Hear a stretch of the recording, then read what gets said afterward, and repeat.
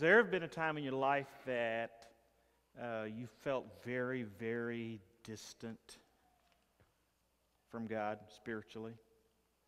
Maybe you're here today and you've never had that spiritual experience at all.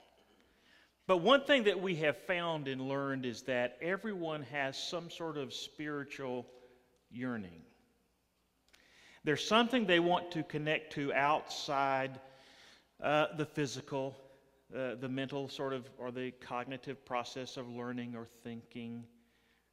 Maybe it's kind of a weird connection, some sort of existentialistic sort of out there thing. But everyone longs for something spiritual.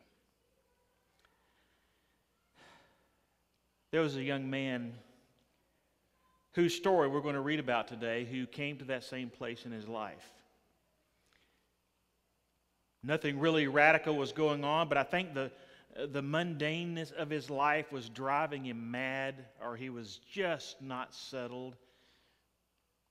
There's nothing in the passage that we'll look at today that indicates that there was anything major going on. Perhaps he was doing his chores and going through life and did everything that the Father asked him to do. Don't really know. But one day he got really tired of being tired and thought, I'm in a wealthy family. I hear I have an inheritance coming. I'm going to ask for it early and just check out. And in the Gospel of Luke chapter 15, if you'll open your Bibles there, and then you can take your outline that's in your bulletin and follow along, we read a story. And in the outline, we see some of the highlights that kind of dotted the landscape of his life. Beginning in verse 11,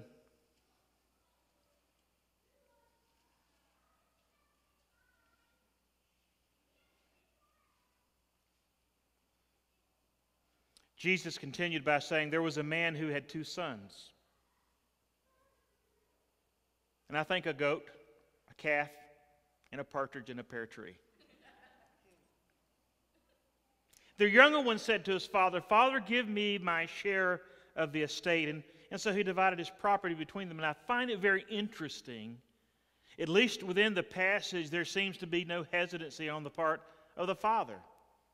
Maybe there was, we don't know, but it seemed like the request was given, and it was like, okay, here it is. Go for it. Don't let the door hit you in the back end. And so he went on out. He got his stuff, and he went out. Then he realized after all the fun was over, the tingles just tingle so long. The thrill of the thrill just stays thrilling so long. And then reality sets in. And so one day he realized that he had no more money, couldn't get any more food, and it's like, something about being broke and can't eat has something that kind of generates something on the inside that says something isn't right. And so it says he came to us and he went out and hired himself to a citizen in that country who sent him out to the fields to feed pigs. And he longed to fill his stomach with the pods that the pigs were eating, but no one gave him anything. In verse 17, and when he came to his senses, it's like, duh. How long is it going to take this guy to wake up? I mean, pigs are pigs. There he is wallowing among them.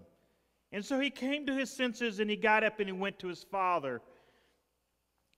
But while he was still, I'm skipping down, but while he was still a long way off, his father saw him and was filled with compassion for him. And he ran to his son, threw his arms around him, and kissed him.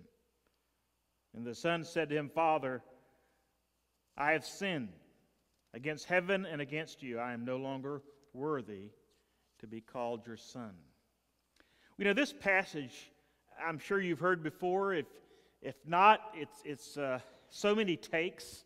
I mean, you can talk about the love of the Father, and that's what we're going to talk about today. You could really emphasize all the sort of promiscuous nonsense he got into, and we don't know what all that was, but loose living, and his brother talks about being involved with all the Sin City stuff.